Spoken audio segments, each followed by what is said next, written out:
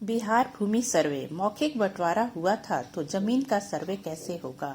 बिहार भूमि सर्वे मौखिक बंटवारा हुआ था तो जमीन का सर्वे कैसे होगा। बिहार में भूमि सर्वेक्षण को लेकर लोगों के बीच तरह तरह के सवाल हैं। सबसे बड़ा सवाल पुश्तैनी संपत्ति को लेकर है। लोग पूछ रहे हैं कि अगर मौखिक बंटवारा हुआ तो ऐसे में सर्वे कैसे होगा। क्या मौखिक बंटवारा मान्य होगा। मौखिक बंटवारा की स्थिति में स्वघोषणा यानी प्रपत्र 2 कैसे भरा जाएगा।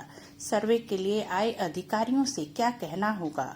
उन्हें क्या कोई और कागज दिखाना होगा या देना होगा जिससे कि जमीन का सर्वे वर्तमान में जीवित वंशज के नाम पर हो जाए। मौखिक बंटवारे की स्थिति में आपको क्या करना होगा जिससे सर्वे में पुश्तैनी जमीन आसानी से आपके नाम हो जाए। नमस्कार, आप सभी का हमारे चैनल पूनमिक प्रेरणा में स्वागत है। आज हम आपके ऐसे ही सवालों का समाधान लेकर आए हैं। हम आपको आगे बताने वाले हैं कि अगर आपके भी पुश्तैनी जमीन का मौखिक बंटवारा हुआ है तो सर्वे में जमीन अपने नाम करवाने के लिए आपको क्या करना होगा। लेकिन उससे पहले अगर आप हमारे चैनल पर नए हैं और आपने अभी तक हमारे चैनल को सब्सक्राइब नहीं किया है तो प्लीज हमारे चैनल को सब्सक्राइब अवश्य कर लें। इसी तरह के अन्य वीडियो आप देख सकें। साथ ही अगर जानकारी अच्छी लगे तो इसे लाइक और शेयर करना ना भूलें। तो आइए जानते हैं कि मौखिक बंटवारे की स्थिति में हमें क्या करना होगा। बिहार जमीन सर्वे को लेकर नई जानकारी सामने आई है। सर्वे के लिए कागज दिखाने ही होंगे। सर्वे में मौखिक साक्ष्यों का कोई महत्व नहीं है। प्रस्तुत करने होंगे कागजात, तभी जमीन का सर्वे आपके नाम पर हो पाएगा। लेकिन आपके पास तो कोई कागज है ही नहीं, क्योंकि आप तो मौखिक बंटवारे के आधार पर अपने अपने हिस्से पर कब्जा करके रह रहे हैं या उस पुश्तैनी जमीन का जोत आबाद कर रहे हैं। ऐसे में आपको दिक्कत आ सकती है। सर्वे के दौरान जमीन के मालिकों को अपने कागजात दिखाने होंगे, लेकिन कई लोगों के पास पुश्तैनी जमीन है जिसका बंटवारा सिर्फ मौखिक तौर पर हुआ है। उनके पास कोई कागज नहीं है। ऐसे में उन्हें सर्वे के दौरान दिक्कत हो सकती है। सबसे बड़ी समस्या उन लोगों को हो रही है जिनके पास पुश्तैनी जमीन का बंटवारा मौखिक तौर से हुआ है।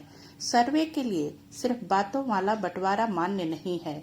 इनके लिए सभी भाइयों और बहनों के हस्ताक्षर वाला एक शेड्यूल बंटवारा का दस्तावेज बनाकर देना होगा, जिस पर सभी भाइयों के हस्ताक्षर होंगे। अगर किसी भाई की मृत्यु हो चुकी है तो उसके सभी बच्चों के हस्ताक्षर जरूरी हैं। सर्वे करने वाले अधिकारी सिर्फ कागजों को ही मानेंगे। अगर बंटवारा सिर्फ मौखिक तौर पर हुआ है तो वे उसे नहीं मानेंगे।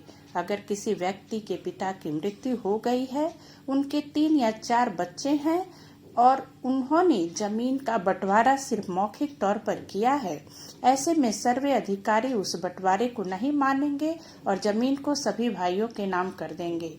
इसलिए जरूरी है कि जमीन के बंटवारे को एक लिखित दस्तावेज बना लिया जाए ताकि सर्वे के दौरान पुश्तैनी जमीन अपने नाम करवाने में कोई परेशानी नहीं हो।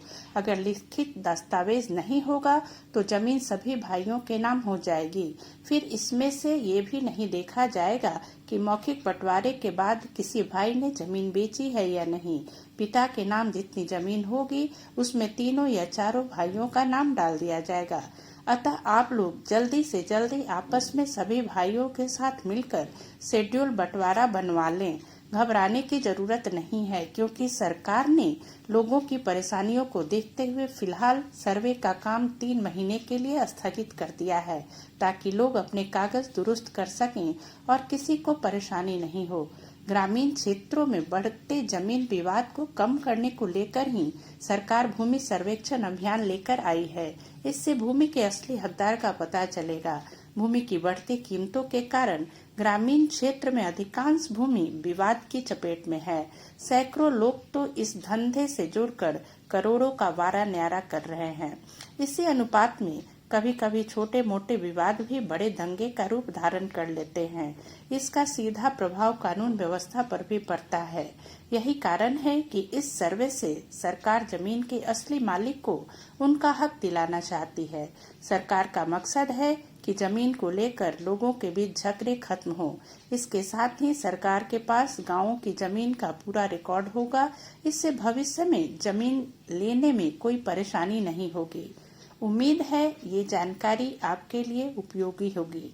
इसी तरह की नई और उपयोगी जानकारी को लेकर हम फिर मिलते हैं अपने अगले वीडियो में। तब तक के लिए नमस्कार।